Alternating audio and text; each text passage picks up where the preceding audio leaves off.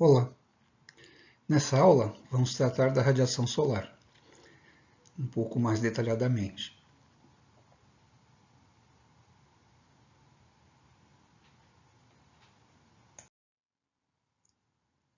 Uma questão preliminar para fazer um esclarecimento e a gente explicar uma escolha que é feita, mas é uma escolha racional.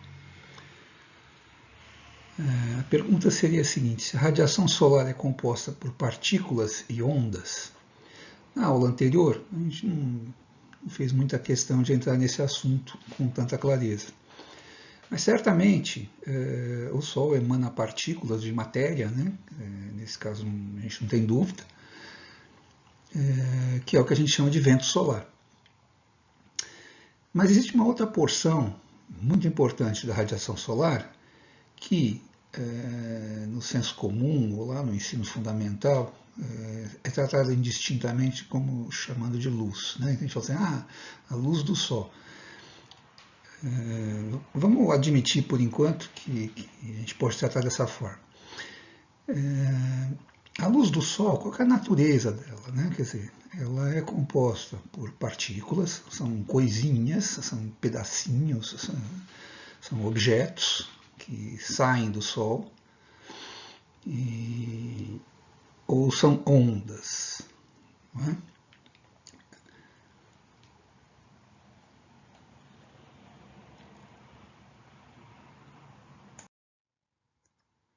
Longe de mim querer esclarecer esse assunto.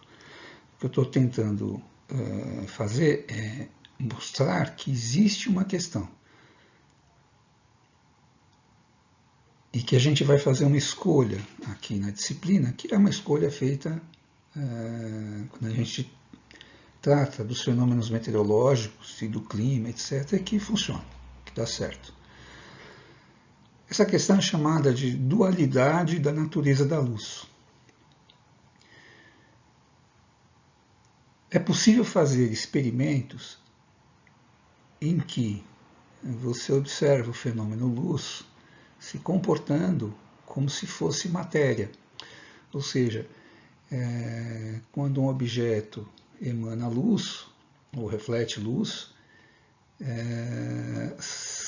o comportamento é de partícula, é como se pedacinhos ou coisinhas estivessem quicando no objeto, no caso da reflexão, o espalhamento, ou sendo emanadas, sendo produzidas. Um pedacinho da massa do objeto está saindo fora. Lá no passado, antes de chamar de fóton, foi chamado também de corpúsculos, né? Pequenos corpúsculos viajando no espaço, era a natureza da luz. O que é interessante nessa visão é que a luz poderia viajar então no vácuo ou no espaço vazio, não haveria nenhuma limitação, pelo menos pela nossa compreensão. Por outro lado, também é possível fazer experimentos e observar a luz se comportando como onda eletromagnética. Nesse caso, então, a natureza da luz é energia, porque você transfere a ideia de onda, né? Você transferir energia de um lugar para o outro. Normalmente, ou pelo menos a nossa experiência com ondas, em geral são as ondas mecânicas, né? Então, o som é transmissão de energia pelo ar. Então, o ar não vai da minha boca até os seus ouvidos, mas as vibrações no ar, né, o movimento no ar, transfere energia de um lugar para o outro, né, da boca, por exemplo, de quem está falando para quem está escutando. Então, quando eu movimento aqui a corda vocal, se você estivesse no mesmo ambiente do que eu, isso produz uma vibração no ar. Essa vibração vai caminhando, vai se propagando até entrar dentro do seu ouvido e mexer o seu tímpano. né? Então, mecanicamente, o seu tímpano, quando você está na mesma sala do que eu, é movimentado por mim à distância. A gente brinca que quando o professor está dando aula numa sala, ele mexe com a cabeça dos alunos. E é verdade, não é só do ponto de vista físico, isso realmente está acontecendo, né? O tímpano dos alunos é movimentado à distância pelas cordas vocais do professor. E tem um meio de propagação, que é o ar. Então você conhece uma série de outras ondas mecânicas, né? Na água, enfim, as ondas do mar, enfim. Mas no caso da luz, houve um caloroso debate ao longo do tempo, principalmente no século XIX, que é qual era a natureza, ou quem era o meio de propagação das ondas que compunham a luz. Se a luz é uma onda, então ela tem que se propagar num meio. E esse meio ganhou um nome, mesmo que a gente tivesse dificuldade de observá-lo. Era fácil ver a água do mar, era fácil provar que o ar existe, tal, mas o meio de propagação da luz foi chamado de éter. Então deveria existir alguma coisa que preenchia o espaço, ainda que não fosse imediata a percepção disso daí, que tinha o nome de éter. Então, o éter seria o meio de propagação da luz. E aí sim, então, a luz poderia ser tratada como onda eletromagnética. E esse é um debate que foi muito acalorado no século XIX. E então, ao longo do tempo, montou-se experimentos para tentar encontrar o éter, etc. Eu considero uma história muito curiosa e interessante. Os últimos experimentos chegaram a ser feitos a quase em meados do século XX, tentando mostrar ou demonstrar a existência do éter. Nunca ninguém conseguiu demonstrar que o éter existe. E depois de gastar muito dinheiro com isso, chegou-se à conclusão, então, de que não dá para demonstrar a existência do éter. Mas, enfim. O que vai acontecer é que, nesta disciplina, ou quando você estuda a atmosfera, e na meteorologia, na climatologia, etc., funciona muito bem e é mais adequado e mais simples e é muito eficiente tratar a luz como onda eletromagnética. Mas entenda, não é que a gente considera que essa abordagem é mais correta ou é a certa em relação a tratar a luz como matéria ou como fóton. É que no nosso caso vai funcionar, vai ser eficaz. É muito explicativo e mais fácil de aplicar esse conceito.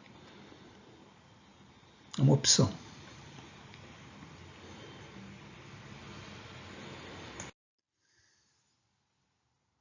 Uma perguntinha motivadora aqui, também é de uma certa forma uma questão meio preliminar. Se a maior parte da energia, então a gente está tratando como onda, certo? Então é energia. A maior parte da energia recebida na superfície da Terra é luz do Sol, ou seja, o Sol a gente está considerando como fonte de energia, está tratando o fenômeno como ondas, né? A transmissão de energia por ondas. Até aí tudo bem, já estamos de acordo com relação a isso. Mas a questão aqui, essa é a palavra que a gente está acostumado a usar, que é luz, no senso comum, se a gente pode aplicar e dizer que o que a gente está recebendo do Sol é luz. Então, a resposta é que não. A rigor, a gente não pode fazer essa afirmação. Então, a maior parte da energia que a gente está recebendo do Sol, a rigor, não pode chamar de luz. A gente vai explicar nos próximos slides por quê.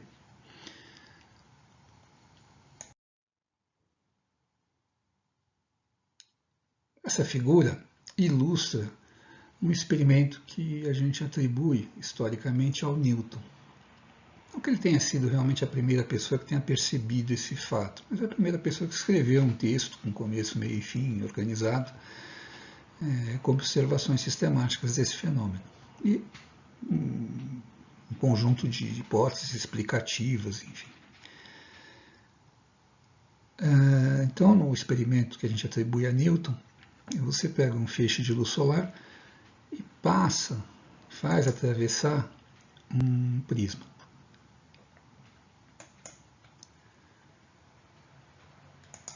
Do outro lado, aquela luz que era branca, ou praticamente branca, é projetada, espalhada, digamos assim. E já o próprio Newton deu o nome disso de espectro da luz, né? Era como se fosse a luz espalhada, né? Como se fossem os componentes da luz. É assim que ele tratou, e a gente pode continuar tratando assim que funciona. Isso aqui a gente conhece o mesmo fenômeno, né? Muito parecido, acontece na atmosfera quando a gente tem um arco-íris, né? Então tem diversas situações que a gente vê isso acontecendo, né? A luz sendo dividida ou espalhada e mostrando esse espectro. E o que ele não pôde deixar de notar é que uma gama enorme das cores que a gente consegue reconhecer com os olhos estavam presentes aqui nesse espectro, né? Esse espectro luminoso ajudava a entender a natureza daquilo que a gente chama de cor.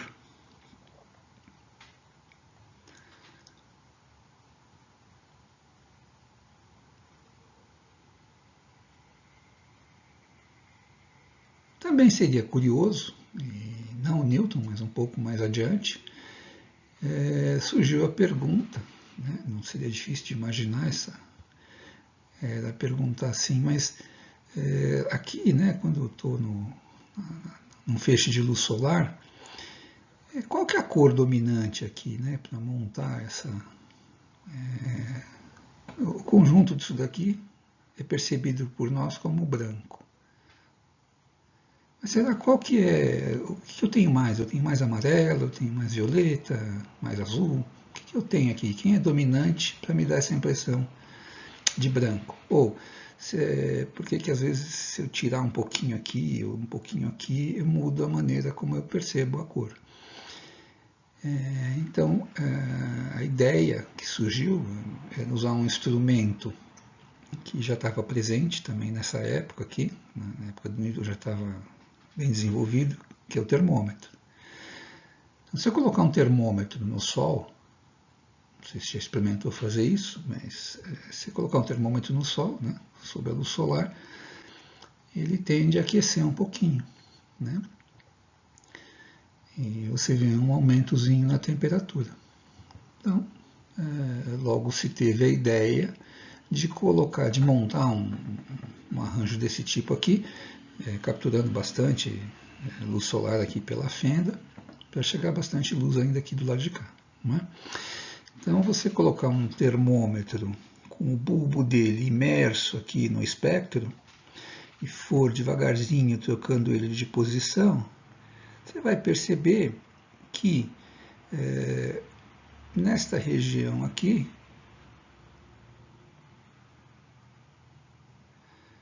a temperatura do termômetro fica um pouco maior do que quando eu vou caminhando em direção às beiradinhas daqui.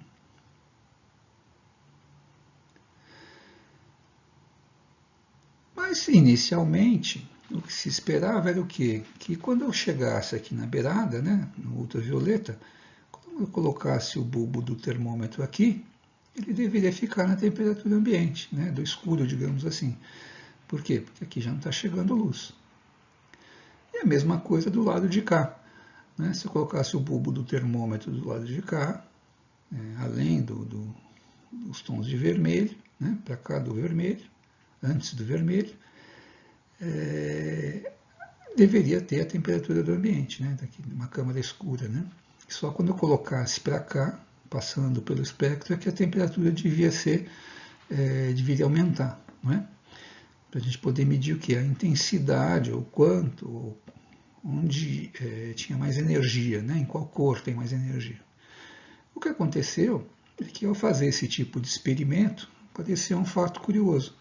É que quando eu colocava aqui o bulbo do termômetro além do violeta, né, depois do violeta, eu não enxergo, para mim não tem luz aqui, mas o bulbo do termômetro ainda demonstra que você está recebendo alguma coisa que é da mesma natureza da luz, né? Então existe luz, no primeiro momento assim que se tratou, né? Poxa, mas existe então luz invisível, existe luz que a gente não vê. Então aqui seria o ultravioleta, né? Tá além do violeta. Ah, mas existe também do lado de cá, ó. Do lado de cá do espectro, antes do vermelho, também existe o fenômeno que a gente chama de luz, só que a gente não enxerga, não vê com os olhos. Então a gente batizou isso de infravermelho, que está antes do vermelho, e aqui ultravioleta, o que está além do violeta.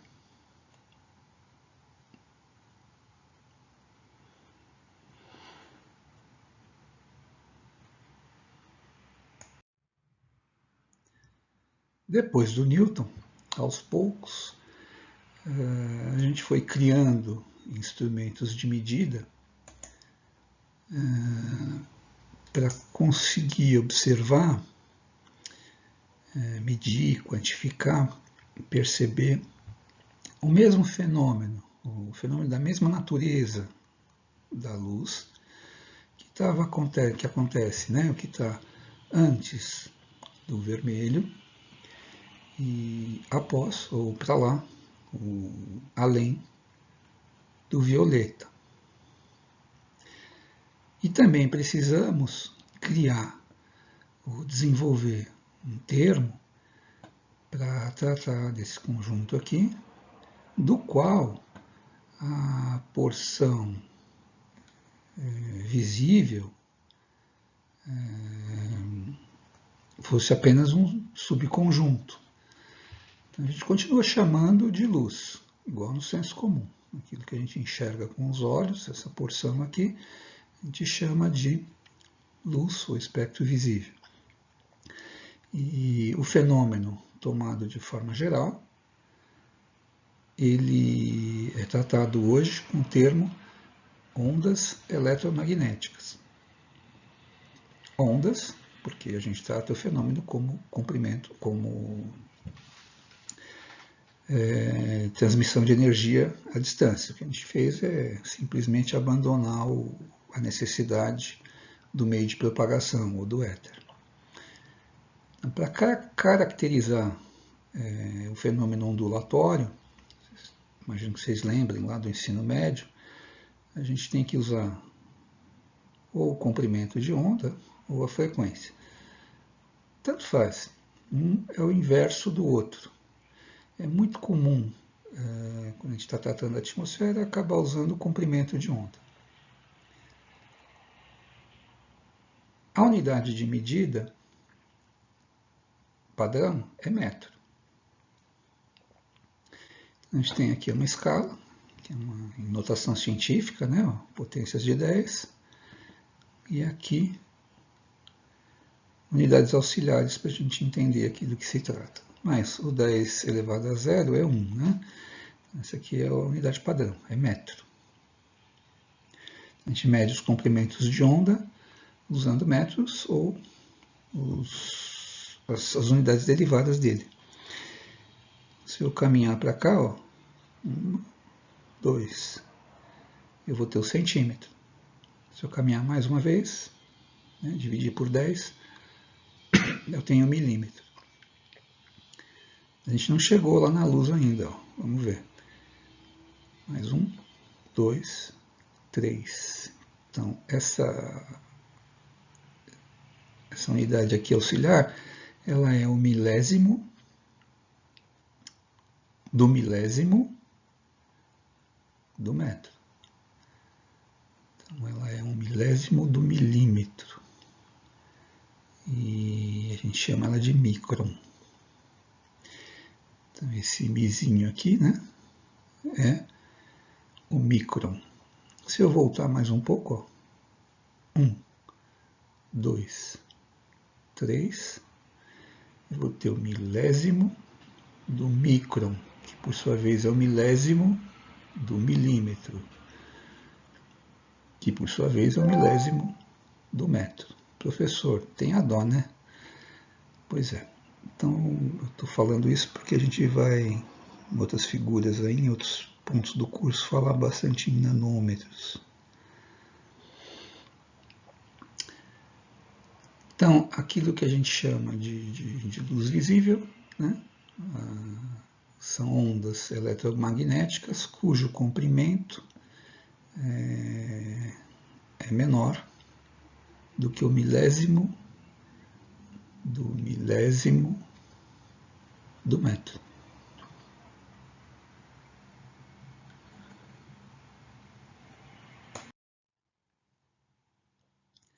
Então nós partimos, né, da luz e desenvolvemos o conceito de espectro eletromagnético, e a caracterização aqui é pelo comprimento de onda.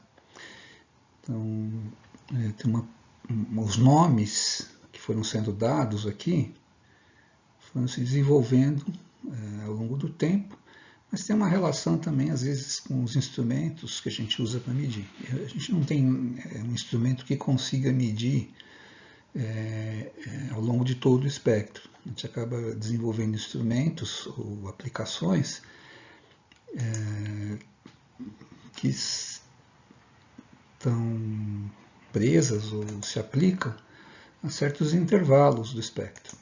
Assim como os nossos olhos, né? Eles são especializados, eles funcionam bem aqui, nesse trecho, nessa região desses comprimentos de onda aqui. O seu telefone celular, o rádio, televisão, comunicação, sei lá, do portão basculante, eles operam nessa região aqui. A gente chama de ondas de rádio. Do ponto de vista físico, as ondas de rádio e a luz são o mesmo fenômeno, né? Tem a mesma natureza. A única diferença é o comprimento de onda, né? É a única coisa que difere. Então, com seus olhos você enxerga uma parte do espectro, e com o seu celular você consegue perceber ou capturar, digamos assim, ondas de rádio, né? E transformar isso em alguma coisa que você consegue ver e ouvir, né? Em outras frequências, né? Em outro tipo de onda, inclusive, se for onda sonora. Você tem aqui uma região que é chamada de radar, porque é usada, a gente vai mais para frente no curso, vou voltar um pouquinho nesse assunto, mas é usada para perceber a presença de objetos na atmosfera. E também é uma região em que opera o seu forno de micro-ondas em casa, né? O seu forno de micro-ondas usa um comprimento de onda, que não me ocorre agora qual é exatamente aqui, que a molécula de água absorve bem. Então você agita as moléculas de água do alimento, e essas moléculas é que aquecem o resto da matéria que compõe o seu alimento.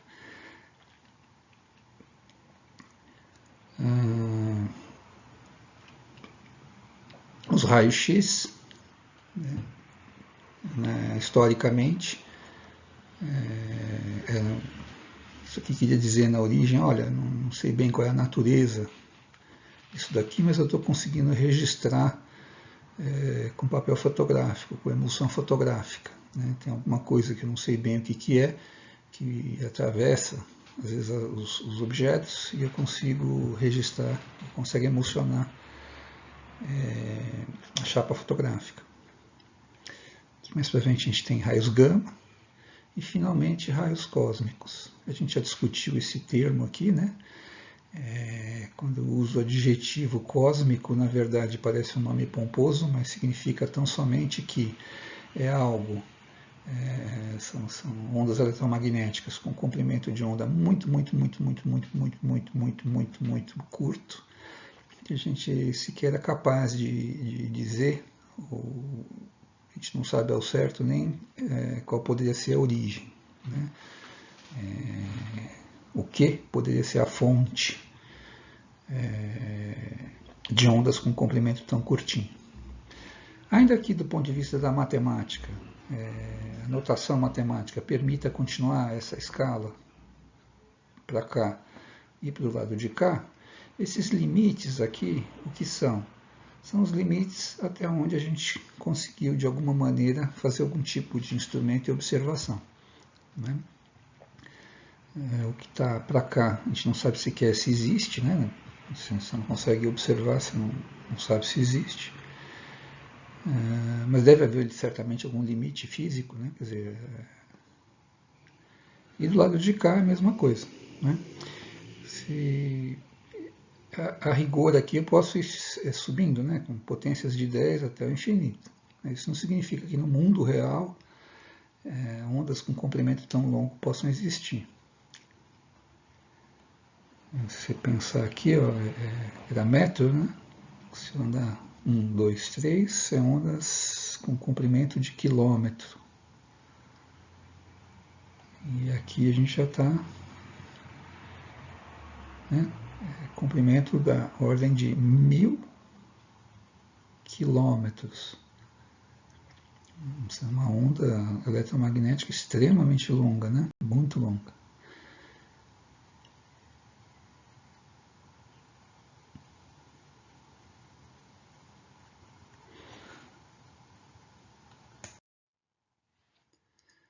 Essa imagem aqui é uma ilustração. Ela representa um grande feito da ciência. Os raios gama, como os vimos lá no slide anterior, têm comprimentos de onda muito curtos. E a gente atribui a origem deles a processos que acontecem no interior do núcleo dos átomos. Então, numa reação, por exemplo, de decaimento radioativo, é comum que haja emissão de raios gama, de ondas muito curtinhas. O fenômeno luminoso, por exemplo, normalmente está associado, a gente pensa no salto dos elétrons entre os orbitais. Então, é uma outra escala, né? Então, no caso dos raios gama, a gente colocou um trabalho coletivo, evidentemente, foi colocado um instrumento em órbita e medindo raios gama que vêm de todas as direções. Então, esse trecho que está em branco, roxo, vermelho, ele é a região em que a gente recebe bastante raio gama. Olha para o céu, né? E o que está em azul, a intensidade é bem menor. E esse plano equatorial na imagem corresponde ao plano da Via Láctea. E essa região branca corresponde ao trecho. A gente está olhando para o céu, está olhando em direção ao centro da Via Láctea.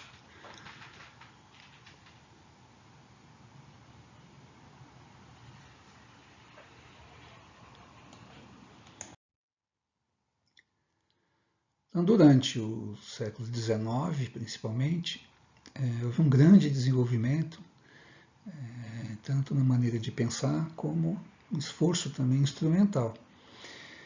E aos poucos começaram a se tornar mais comuns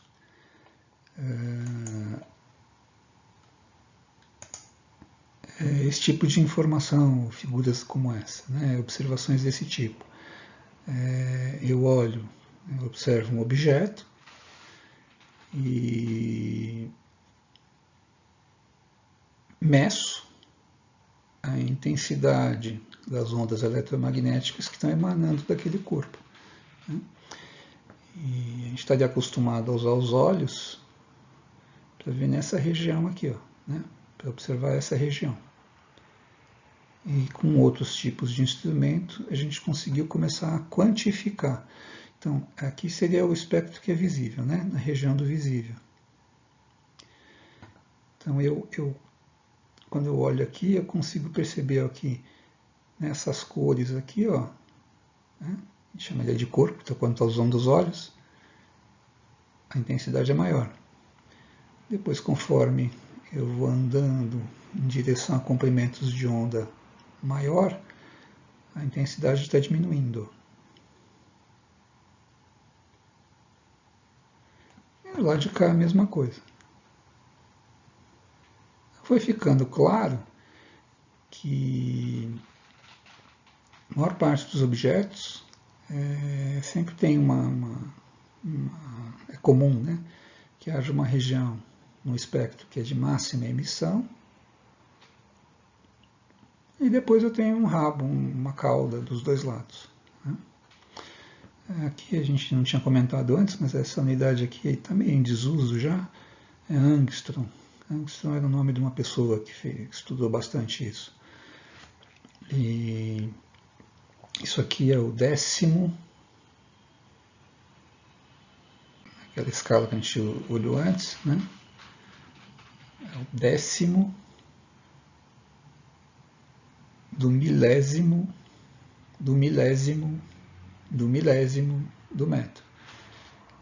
Não precisa saber isso de cor, só para entender o que é esse Azinho aqui. Né? Bom, então a ideia aqui é, ao longo do século XIX a gente conseguiu começar a fazer o quê? A ter o espectro dos objetos. Né? Apontar para o objeto e medir não só o total de energia que emana do objeto, mas fazer uma distinção em função dos comprimentos de onda. Se a gente imaginar que o século XIX é o século da siderurgia, né, o grande florescimento da siderurgia, faz sentido, né, esse tipo de estudo.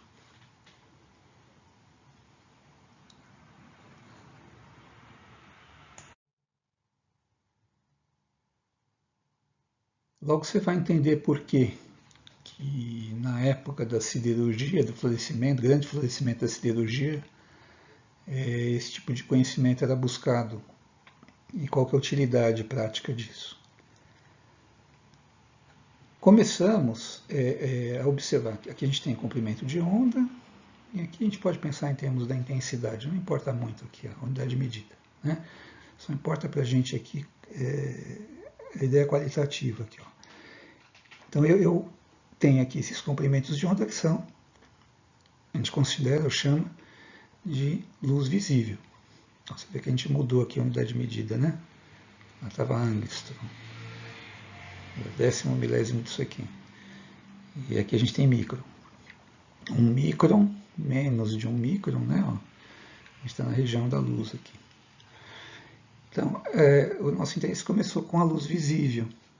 E, com o esforço de medir antes e depois da luz visível, a gente conseguiu ir construindo,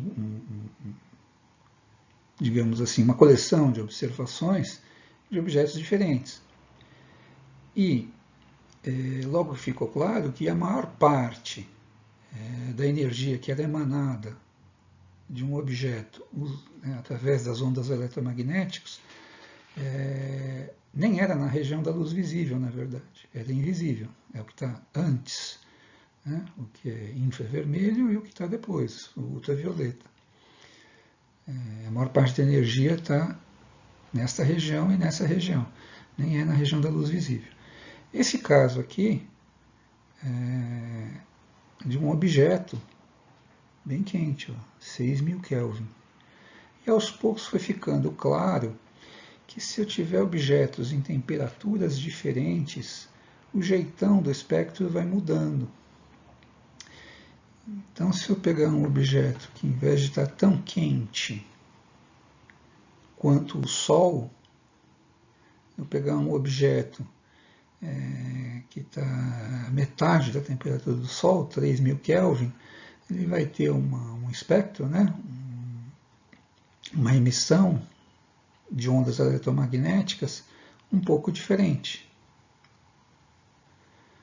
o pico ou o máximo de emissão não está na região da luz visível, está um pouco antes, está na região que está antes do vermelho. Então, a gente chamaria isso de infravermelho. Então, o objeto é 3000 Kelvin, ele emite luz, ainda está emitindo luz, mas essa luz tem uma distribuição um pouco diferente de um objeto a 6000 Kelvin. Se eu pegar um objeto a uma temperatura menor ainda, por exemplo, 1000 Kelvin, professor, mas ainda é quente? Sim, é quente. Mas 1000 Kelvin é 1/3 de 3000 Kelvin, ou 1/6 a temperatura aproximada da superfície do Sol. Se eu pegar um objeto a 1000 Kelvin, ainda que a gente perceba ele como muito quente, a radiação, as ondas eletromagnéticas que ele vai estar emitindo, estão antes, em termos de comprimentos de onda, estão antes da porção visível no espectro. Então, esse objeto vai estar emitindo bastante radiação, bastante energia, em comprimentos de onda que eu não enxergo, não vejo com os meus olhos. Mas não significa que ele não está emitindo. Ele está emitindo, e bastante. Tanto que se você colocar a mão, não no objeto, por favor, mas mesmo um pouco alguma distância do objeto, sei lá, mesmo que você fique a 1 metro de um objeto a 1000 Kelvin, essa radiação, essa energia vai incidir na sua pele e vai aquecer sua pele. Você vai perceber e vai chamar, nossa, está quente, estou sentindo calor aqui. Então, ao longo do século XIX, foi ficando cada vez mais claro uma coisa muito interessante. Muito interessante. É que todos os objetos têm um espectro de ondas eletromagnéticas. Todos os objetos estão emitindo radiação eletromagnética a partir da sua superfície. Não é só o Sol. A gente partiu da luz solar lá com Newton e foi aos poucos expandindo e percebendo coisas que a gente não enxergava, mas que são muito elucidativas. Então, se eu for descendo aqui na temperatura, aqui é a temperatura aproximada do Sol. Se eu pegar um objeto que está a 300 Kelvin, mais ou menos a temperatura da Terra, ele vai ter um espectro invisível, Está no infravermelho, comprimentos de onda mais longos. A Terra não emite luz própria, mas ela emite ondas eletromagnéticas. Então, o que a gente construiu no século XIX é a ideia de que a temperatura tem a ver com quanto a gente emite, de quanto o objeto emite. Quanto mais quente, mais energia está sendo emitida por ele. E quanto mais quente, o pico de emissão tende a ir caminhando para os comprimentos de onda mais curtos. Então, quanto mais longo o pico aqui de emissão, menor a temperatura. E quanto mais alto o pico de emissão aqui no espectro, maior a temperatura. Então o Sol está por aqui. Então, ora, quando eu pego uma indústria siderúrgica e derreto metal, eu vou fazer ligas, etc. Vou misturar materiais diferentes, enfim. Às vezes eu pego uma certa quantidade de minério e ele tem impurezas, enfim. Quando a gente joga tudo isso lá dentro do forno siderúrgico e espera que derreta, enfim, a gente gostaria de ter um controle da temperatura, acompanhar o processo medindo a temperatura dele. Então, isso aqui, esse conhecimento é concomitante a essa necessidade.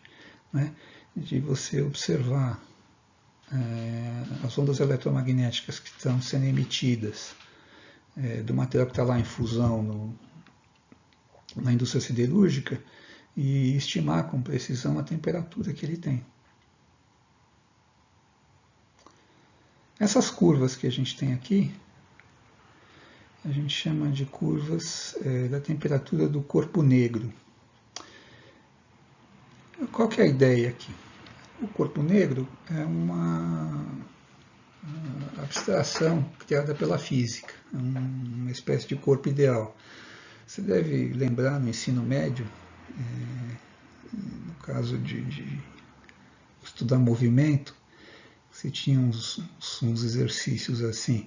Imagine um corpo de massa tanto, numa rampa inclinada, sem atrito. Como sem atrito? Isso é só possível no mundo da fantasia. Né? Então, é um corpo ideal. Né? Imagine um corpo que tem volume zero, né? Que não tem volume com massa tanta. É um ponto ideal lá, que é o centro de gravidade. Então, a gente está acostumado um pouco na física a criar essas simplificações. Então, uma delas é a ideia de corpo negro. Você imaginar um corpo em que toda a radiação eletromagnética que incide sobre ele é absorvida. E ele também emite com total liberdade, ele não cria restrições em certos comprimentos de onda.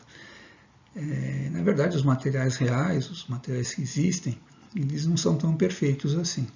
Né?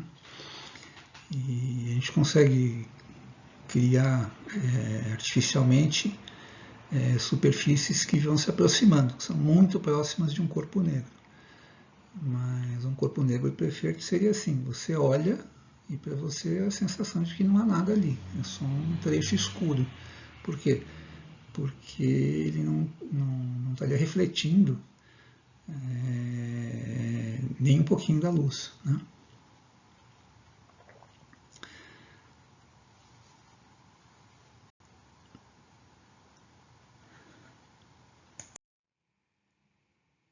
Dessa forma, quando chegamos lá no final do século XIX, toda essa parte de observação está muito bem consolidada. Nessa época havia um esforço para tentar descobrir uma maneira de fazer a representação sintética, a gente fala, desse conhecimento. Então, em 1893, veja bem, o finalzinho já do século, né? Um sujeito chamado Wien consegue descrever matematicamente, a gente fala, consegue representar numa fórmula matemática essa ideia de que o pico de emissão de um corpo negro está relacionado à temperatura. Ou, me dê a temperatura, a ideia é assim, né? Você me dê a temperatura de um corpo e eu digo para você qual é o pico de emissão dele. Ou, me dê o pico de emissão que eu digo para você qual é a temperatura. É engenhoso. Então, essa relação matemática, que não vem ao caso aqui saber ela, isso é fácil de achar por aí, o que importa para a gente é só qual é o feito. O feito é se você medir esse pico de emissão, você consegue deduzir, consegue dizer, usando essa lei de Wien, qual é a temperatura. Ou vice-versa, né? Se souber a temperatura, você consegue prever qual é o pico do espectro do corpo. Mas ainda faltava uma coisa mais difícil, né? Bem mais complicada, que era conseguir descrever essa curva aqui. Ó. Será que seria possível desenhar essa curva aqui como uma função matemática, a gente fala, quer dizer, se eu te desse a temperatura do corpo, você, ou eu, enfim, você me dá a temperatura do corpo e eu digo para você qual que é o espectro dele, ou bem aproximado. Se ele for um corpo negro, qual é o espectro? O Tarek fez aqui, ó. É incrível. Ó. Eu desenhei aqui usando o Excel, as curvas aqui, fiz umas continhas lá no Excel, mandei desenhar o gráfico, está aqui, ó. E eu sei fazer. Acontece que eu estou em 2020 e tantos, né? E 120 anos, quase 120 anos depois de um gênio. Então eu só estou aplicando a lei de Planck. A lei de Planck é considerada talvez um dos maiores feitos da humanidade em termos de conhecimento. O Planck é genial. Ele conseguiu fazer isso aqui, descobrir qual é a função matemática que descreve essa curva. Não foi tão simples, muita gente tentou e ninguém conseguiu. A gente teve, nesse tempo, pouco antes, uma série de tentativas ou de aproximações que conseguiam descrever uma parte do espectro. Então você conseguia prever um pedaço lá de cá ou um pedaço lá de lá, enfim. Mas ninguém conseguia dizer qual era essa forma aqui. Ela não é uma forma trivial. Ela não é uma parábola, não é uma elipse, não é aquelas curvas que a gente está acostumado. Então, esse sujeito aí, o Planck, se trancou em casa, com lápis e papel, não precisou mais do que isso. Quer dizer, muito lápis, muito papel, para falar a verdade. E ficou quebrando a cabeça. E ele queria, então, descrever, dizer quanto, qual a intensidade de radiação emitida por um corpo em função dos comprimentos de onda. E ele mesmo diz, depois ele tem um momento que ele, posterior a 1901, quando ele fez a publicação, mais para frente ele vai explicar o processo, como é que ele chegou nisso, e ele diz que acabou perdendo a paciência, não conseguia de jeito nenhum, não chegava. E um dia ele falou, dane-se, então, só se a luz não é um fenômeno ondulatório, não é comprimento de onda, está tudo errado. E ele falou, vamos fazer de conta então que a luz são pacotinhos, são fótons, são pacotinhos de energia, usando outro modelo conceitual para a luz. E aí, não importa muitos detalhes aqui para a gente, o que há de incrível na lei de Planck é que a lei de Planck parte da descrição da luz como um corpúsculo, ou como fóton, ou como partícula, nos seus 100 coisinhas. E do outro lado, ela prevê a intensidade por comprimento de onda. Então, o que há de bonito nela é porque ela sintetiza em si mesma a questão da dualidade da natureza da luz, que foi de onde a gente começou a aula lá atrás.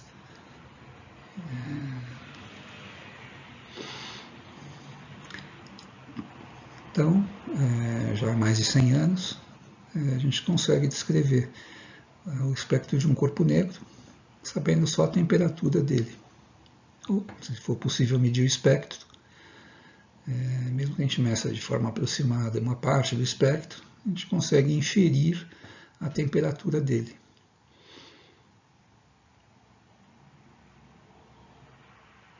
Então, do lado de cá, ainda que o desenho pareça ser o mesmo, não é. A gente fez isso de propósito. Olha só que curioso. Aqui a gente tem um corpo a 5.000 Kelvin, 5.500 Kelvin, mas ainda não é a temperatura do Sol. O Sol tem cerca de 6.000 Kelvin. Então, na curva de cá, nessa figura, a gente tem um espectro de um corpo negro na temperatura do Sol, mais ou menos na temperatura do Sol. E o que a gente percebe? Aqui atrás tem uma escala de cores, para a gente perceber a região do visível. Então, uma estrela na temperatura que está o Sol, qualquer estrela, não importa se seja o nosso Sol, qualquer estrela que tiver mais ou menos 6.000 Kelvin, vai aparecer para a gente um pouco mais amarelada, a luz branca, branca amarelada. Se a estrela for um pouco mais fria, a gente vai caminhar para o lado de cá, então seria esse caso aqui. Então se eu tiver estrelas que são um pouco mais frias, aqui é 6.000 Kelvin, né? Tá aqui. Aqui é o nosso Sol. Se eu for caminhando para o lado de cá, eu tenho estrelas que são mais frias. Então, o espectro da estrela vai estar se deslocando, né? E o pico vem para o lado do infravermelho. E o que vai acontecer? Né? Se for uma estrela a 5.000 Kelvin, não a 6.000 Kelvin, então um pouco mais fria, o que acontece? Eu vou observar a luz, e pelo menos do ponto de vista dos nossos olhos, a gente perceberia essa estrela como avermelhada. Ó. Tem muito mais luz vermelha, alaranjada, amarela do que é azul, verde, violeta, enfim. Então a estrela ficaria, teria uma impressão, a gente tem uma impressão de que é uma estrela mais avermelhada, né? Porque ela tem uma temperatura menor. E o oposto também se aplica, né? Se a gente for tendo estrelas com a temperatura cada vez maior, não é impossível imaginar, sei lá, 12.000 Kelvin, o pico de emissão dessa estrela, né? O máximo de emissão, não vai ser na região, ainda que seja no visível, não é na região em que a gente tem aqui, por exemplo, o amarelo, alaranjado. Né? No caso dessa estrela aqui, a 12.000 Kelvin, o pico de emissão é na região do verde, do azul, do violeta. Essa estrela seria vista, né, usando os nossos olhos, como uma estrela azulada. Né? Como é que é, professor? Se o nosso Sol tivesse não a 6.000 Kelvin, mas a 12.000 Kelvin, seria um Sol azulado.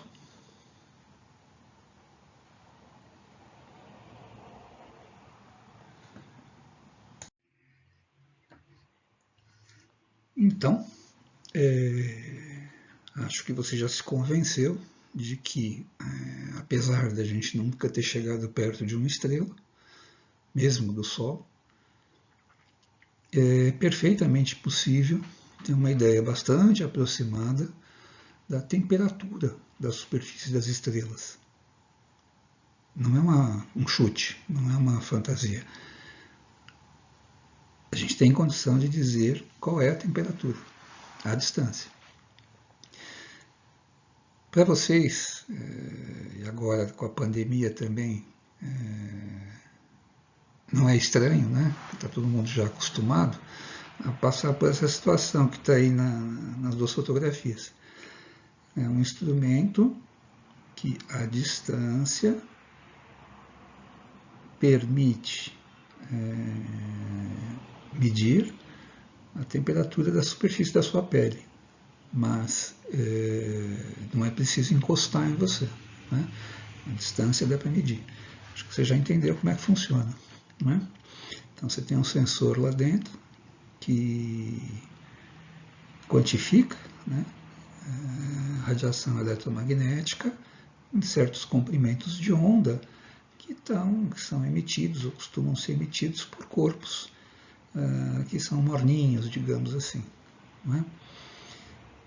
E a partir da lei de Wien, provavelmente, ou alguma outra coisa do gênero, a gente consegue deduzir a temperatura a partir, né, da medição da intensidade de radiação eletromagnética em um certo comprimento, certo intervalo de comprimentos de onda.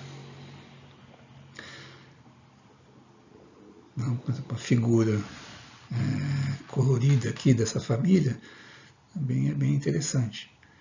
Então, você consegue entender como é que a gente faz isso, né? Então, eu tenho uma câmera e essa câmera, ao invés de ela ter um sensor, né, que quantifica a radiação eletromagnética, né, as ondas eletromagnéticas, em comprimentos que correspondam à luz visível, como uma câmera fotográfica comum faz, eu posso fazer uma câmera igualzinha a qualquer outra, mas que o sensor, né, ele vai receber e vai quantificar preferencialmente em comprimentos de onda que estão na região de objetos com a temperatura bem mais baixa, né? Então você perfeitamente, dá para entender aí com a escala de cor, né, que sei lá, a patela é fria, né, em relação à testa, pelo menos nos dois adultos, né.